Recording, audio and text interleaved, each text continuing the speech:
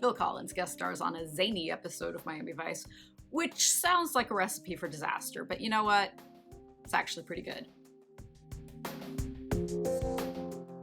Phil the Shill was directed by John Nicolella and written by Paul Diamond, and while I don't have any inside scoop, I'm willing to bet this role was written specifically with Phil Collins in mind because he fits into it seamlessly. Collins plays Phil Mayhew, smooth-talking conman and host of a tacky game show called The Rat Race, on which Switek is competing for the chance to win a big cash prize.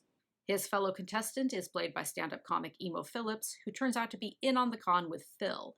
Even though Switek knows the correct answers, his buzzer mysteriously malfunctions at a crucial moment, and Emo walks away with the cash, which he then splits with Phil. This is enough to incur Switek's eternal wrath. As part of the game show, contestants are forced to scamper around an obstacle course while Phil Collins' song Life is a Rat Race plays. This is another of those songs that was written specifically for Miami Vice. We're seeing a lot of those this season. Meanwhile, Crockett and Tubbs are conducting surveillance on a coke dealer named Tony Rivers, played by Michael Margada. Rivers has a flashy girlfriend, Sarah McPhail, played by Kyra Sedgwick, star of The Closer and apparent possessor of a time machine, because Kyra Sedgwick in 1985 looks pretty much indistinguishable from Kyra Sedgwick in 2019. Sarah works for Rivers, selling cocaine to a wealthy and respectable customer base made up of doctors and lawyers. Meanwhile, with his ill-gotten game show gains, Phil buys himself a glamorous new wardrobe, a flashy car, and plenty of cool accessories in a montage set to Pick It Up and Put It in Your Pocket by Stan Ridgway, founding member of Wall of Voodoo, which is known for the song Mexican Radio. While on his shopping spree, Phil encounters Sarah at a jewelry store. They hit it off immediately, probably because he buys her some nice pearls, and she agrees to come over to his house for lunch. Crockett and Tubbs have been monitoring Sarah as part of their investigation into Rivers, and Switek and Zito have been monitoring Phil as part of Switek's vendetta, so their paths inevitably collide. They've got a man on the inside. Switek has recruited their informant Izzy to pose as an interior designer to help Phil decorate his new home.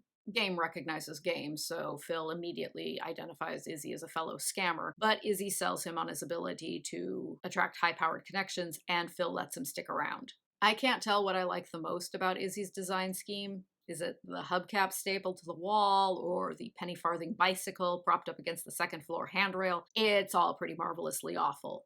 Kudos to the Miami Vice set decorators for coming up with a decor that's deliberately terrible, and yet still within the ballpark of what we all would have legitimately thought was cool in 1985. When Sarah arrives for lunch, Phil tells her he's planning a big party. Spotting an opportunity to attract new customers for Rivers, Sarah offers to supply the blow. The party is ridiculous and fabulous. 2 songs play during it. Eugene Smith's Rock by Day, Roll by Night, which is yet another song written specifically for Miami Vice, and Eric Clapton's cover of Knock on Wood, the 1966 hit from Eddie Floyd. Crockett and Tubbs, undercover as Burnett and Cooper, introduce themselves to Sarah, who is wearing kind of an amazing silver lame jumpsuit, and tell her that they're interested in buying 5 keys of cocaine directly from her supplier. Also at the party, Phil stumbles across some of Sarah's upscale customers who are contemplating going in altogether on the purchase of a key. He promptly scams them into agreeing to buy 3 non-existent keys from him at a reduced price. Alarmed that Phil is horning in on her boyfriend's territory, Sarah takes Phil to Rivers' boat.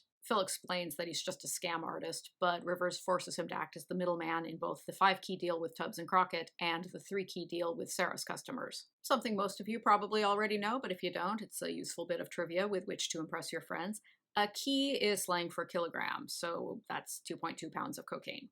Crockett and Tubbs offer Phil immunity in exchange for his help busting Rivers. They meet with Rivers and Sarah after hours in an amusement park to purchase the coke.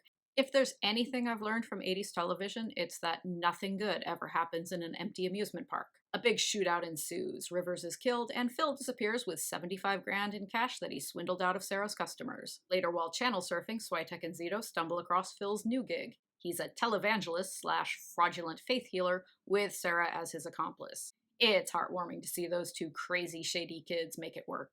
I like this episode. I probably shouldn't, but I do.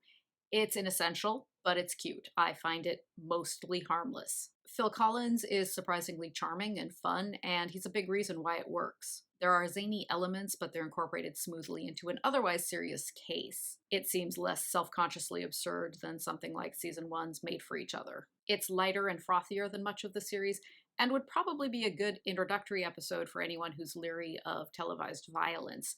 You can think of it as the Fisher-Price My First Miami Vice episode.